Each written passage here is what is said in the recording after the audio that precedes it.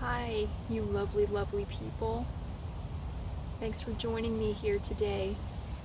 So, this is not going to be an ASMR video per se. This is more in line with my mental health videos that I do.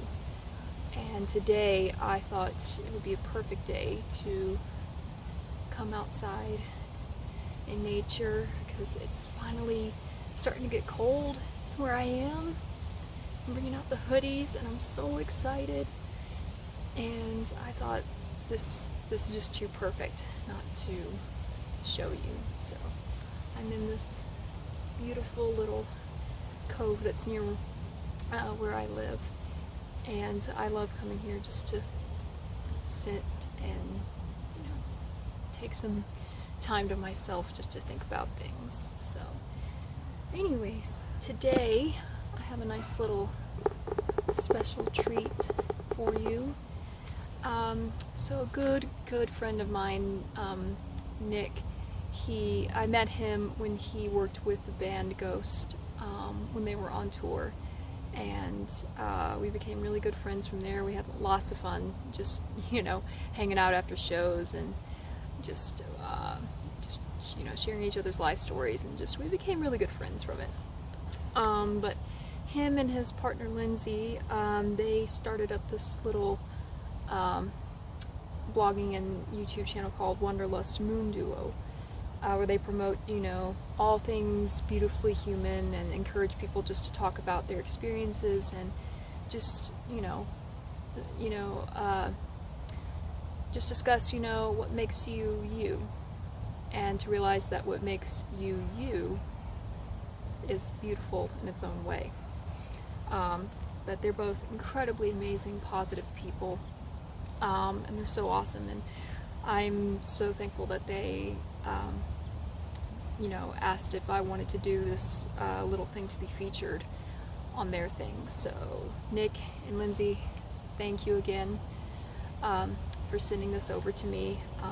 Very honored, and I really just adore the work that you both do, and how you both just continue to praise just being who you are, and not being ashamed of the fact of that you have your faults, but it's okay, as long as that you're true to yourself and you just try to remain as positive as you can be, and that's all anyone can do in life. So shout out to you guys. But basically all I'm going to do is just answer just some questions and just that tell my story. So this is, I guess, kind of a get to know you video in a way, but it's also just, I guess, as far as mental health is concerned, it shows that no matter how low you have fallen in life, there's always a step ladder to help you climb back up. So got some questions down. We're in a beautiful place, so here we go. First question is, what's a story that shaped your life? And I would say when I moved to New York City, and it was the first time that I lived anywhere other than where I grew up, and I just decided, you know what, F it, let's just go see what happens. And when I decided to make that move to New York City, that was definitely that was the moment in my life that changed a lot for me, just as far as how I interact with people, how I think about myself, how I even just do things every single day. I learned to be, it really helped me be more independent in a lot of ways, but also to be more empathetic and more intuitive when it comes to people. So that was a really profound experience for me. So story that almost ruined my life. I wouldn't say this ruined my life, but there have been many instances where I had an opportunity to do a job interview for something that could have worked out really well, but I'll admit I was a coward. in a lot of ways, and I just decided at the last minute to not do the interview for whatever reason,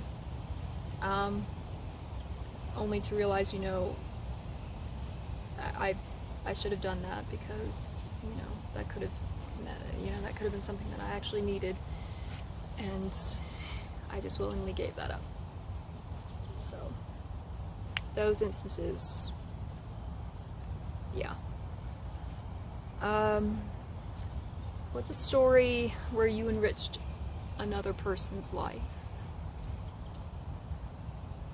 Recently, actually, during this pandemic, there was a customer that came into the store that I work at, and I could tell she was having a really, really awful day. You know, I could tell she was like on the verge of tears, poor thing. But what I did was I just helped, you know, check her out as quickly as possible, and then she asked like, oh, can I go to the restroom really quick? And I said, oh, sure, no problem.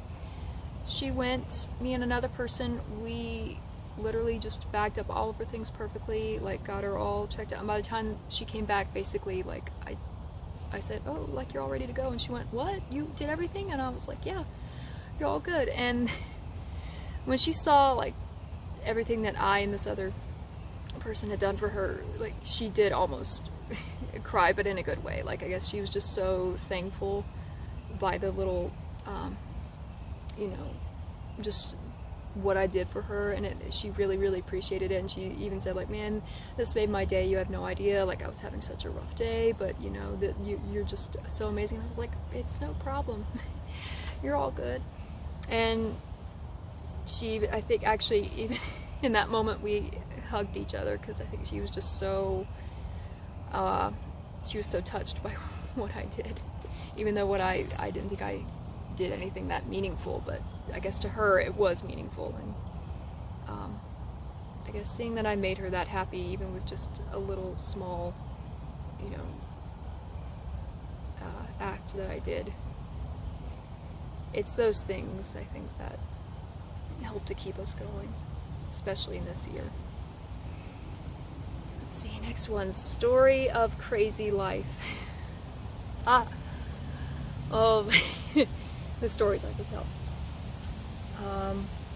This one story, when I was in New York, I was part of the clubbing scene, because I was a young, you know, aspiring model trying to make it big. But of course, what do when you're a model? You go out clubbing. One night I left the club with these rich older men, as you do, in a cab, and then we go to their hotel, which of course was like the fanciest hotel I've ever been. And I know, I was just thinking, what have I got myself into? We go up to their room, and it's so stereotypical, like, fancy hotel room. Like, there's like, I remember, like, even the big bottles, really expensive bottles of liquor that were lit up with, you know, dark lighting, and like everything was like velvet cushions, and it was so stereotypical, but it was there. And I remember this guy offered me a drink, and I was just like, no, I'm okay. And him and this other dude that were just in these suits, you know, clearly thinking they were gonna have some fun that night, right? But as soon as they were breaking out the drinks and he motioned me to his bedroom, that's when, you know, of course, the red flags started really going off in my head. And I don't know how I did it, but I managed to, like, run out of his apartment, like, under the guise of, oh no, I have to go, like, my friend needs me. And I just ran straight out of his apartment, ran down the hallway, got into the elevator, closed the elevator door. As soon as those doors closed, I literally just burst out crying. Yeah, I guess from, you know, hoping or just realizing, like, oh, I could have been in a lot of danger there, but I made it, and I'm okay. Or maybe it's a moment of relief, I don't know, but yeah, that's a crazy life story. Let me see. This one, what's a story of hope? For me, the last semester of my getting my bachelor's degree. That was probably one of the most trying moments in my life, because it was just like everything that could have gone wrong in my life did go wrong. I mean, not only were the classes the hardest for me, but just some personal life issues were getting to me. My grandfather had passed away literally like 2 months before I was supposed to graduate, and he was gonna come see me walk too, and sadly he didn't get to. But it was just like, and actually his funeral was a week before my graduation, so I had to go to his funeral in the midst of finals and everything. So it was that was a very trying period, but I knew, you know, seeing that end goal of finally getting my diploma, and knowing how much my grandfather wanted me to obtain that, as well as my family, that was, I guess, the moment of hope that helped get me through. And of course, yeah, I graduated with honors, and you know, I know obviously wherever he is, he was still able to witness it. So that's what keeps me hopeful about that. Next one. What would I want the world to know about me?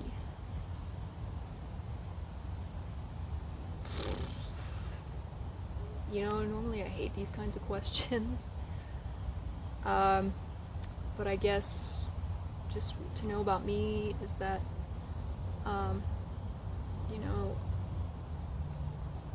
not everything you see on the surface is what it seems. You know, everyone I think is gray, if that makes sense. Everyone has a mix of good and bad things in them. And just know that most of us, including me, try to do our best to do mostly good. So, and that, you know, we're trying. We make an effort to improve every single day. Okay. What's something that I miss that I wasn't able to do during COVID-19? Traveling. Traveling. I am such a typical Sagittarius, and that includes traveling. Traveling is what keeps me so filled with life, and what keeps me. And the fact that I couldn't really travel this year, especially internationally, oh man, it feels like part of my soul's been ripped out, as melodramatic as that sounds. I miss traveling a lot, and the first thing that I'm gonna do once we're able to is I'm definitely, first moment, I'm gonna buy a ticket and go travel internationally. So what's something that makes me smile? Potatoes. Anything potato related always puts a smile on my face. If I could buy a plane ticket to anywhere right now, where would it be? And one trip I was hoping to do this year with my brother, we were going to go to France, because that's where my dad grew up for a short period of time. And we were going to go visit the little village that he lived in, which is called Vaudremont. And it's really, well, bittersweet, but in that village, my father's half-brother, who died when he was an infant, he's still buried in the village cemetery. And just something we wanted to do for my dad. Me and my brother, we were going to go visit this village and, you know, get a picture of his brother's grave, you know, like, and bring it back for him. Just a little something. So that's somewhere I would, if I had a plane ticket anywhere right now, it would be France, and then we would go visit the village that my dad grew up in. Next question. What brought me to this point in my life thus far? My sheer sense of stubbornness. honestly, most of the things that I've accomplished or that I've been able to, what's gotten me to this point in my life is just because of sheer stubbornness. I'm an ass. What can I say? Next question, favorite travel moment. One of my favorite moments, it was last year. I got to go to Barcelona for a week in May, and it was one of the most thrilling experiences of my life. I speak really minimal Spanish, but it was enough to get around. So yes, I got to, when I was in one of these bars in Barcelona, there was a couple from Australia that were visiting. And the husband owned, I think, like his own restaurant, and they said like they were heading to Britain, like they were traveling all over the world, and I was just like, man, I want to be you guys when I grow up. And they were just the sweetest couple, and we just talked about all sorts of things, you know, what were our favorite parts of the city, and just traveling in general. And they even said like, hey, if you ever come to Australia, you're always welcome at our place. And I just went, thank you. And I went, likewise, if you ever decide to come to my little area of the US, you're welcome here too. But it was just so nice to, that's what I love about traveling, is you meet people from around the world that you never would be able to otherwise, and just form that bond. It was just, I loved that. I just loved being able to do that, and sharing it over some beers as well. That was wonderful. So that was one of my favorite moments. Alright, what's a particular struggle that you had in life? So around this time last year, I got laid off from my full-time job, which it was a blessing in disguise looking back at it, because I should have left there a long time ago. It was a very toxic environment for me to be in, for anyone to be in really. The CEO and everyone else, they just, you know, it just wasn't a good environment, let's just say that. It left me very stressed, very depressed, and I wasn't myself. But it still sucked to get laid off, because, you know, no one is prepared for that. And the way I got laid off too was really, really shitty, and left me kind of just, you know, in the wind, like, okay, well, what do I do now? So, but it was around that point too, you know, and I was also trying to figure out, you know, where am I going to move to, because my lease ends up, and then I was trying to work at the haunted house that I work at, but just because all of that was hitting at once, I remember it was just like when it rains it pours, you know. And I remember I lost a lot of weight. I think I lost about like 15 pounds, believe it or not. Just because I was that depressed and stressed from everything that was happening. And that was if I had to pick a low point in my life up until now, that would definitely be one. So, what occupation would I be if in another life? Probably a therapist. I'd probably be a therapist of some type. What is your greatest accomplishment in life? Learning to say no. What is your biggest fear?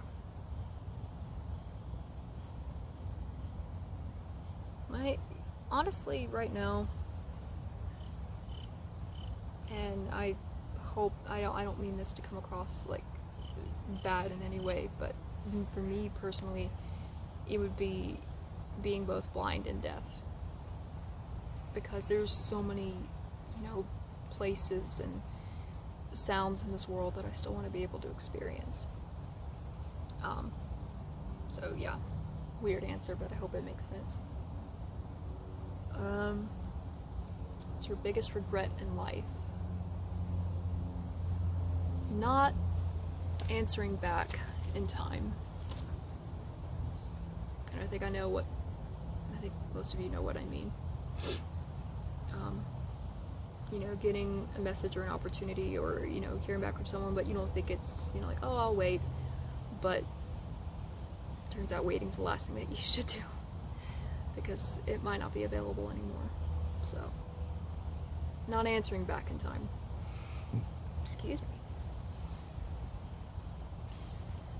First tattoo. So, I have one tattoo. It's on my ankle. I don't know if there we go. It's my zodiac sign, which is Sagittarius. It's just a simple arrow, but pointing upwards. Just kind of always as a memento to always look up. And what's nice about when that happened, my brother, my mother, and my grandmother were all present for it. So that was special. What was not special is I realized I'm a wimp, and I almost passed out from this little thing. Even though it didn't take long at all, towards the end I literally could feel my vision and hearing go.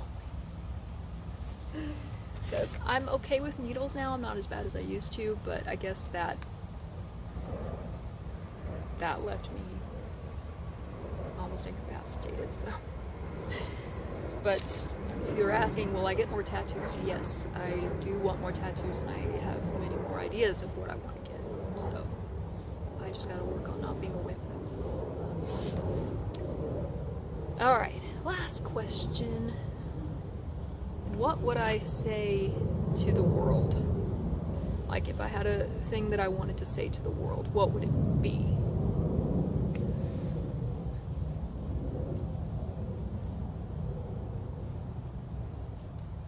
I had something to say to the world.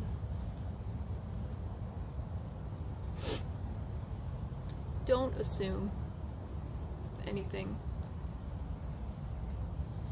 Don't assume, you know, whether if it's a person or an opportunity, place, song.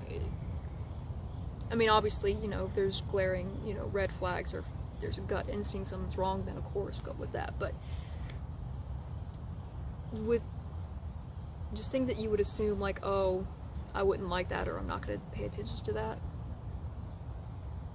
put that aside. Try to be more open, and don't assume as much. Alright, so that's it. That's all the questions. Again, thanks to Nick and Lindsay for reaching out and asking if I could be a part of this. I really appreciate it. And I'll link, you know, their website and all their social media handles below for you all to check out. So that's, I guess, you know, a little about me, and I hope you all enjoyed it, and thanks for coming out to spend some time with me in nature today. And again, to all of you who have subscribed and commented, liked my videos, I thank you so much. It really does mean a lot to me, and it helps motivate me to keep going, making things like this, so thank you. Alright, I will see you all again very, very soon. Stay peaceful, stay positive if you can, and I love you all. Bye!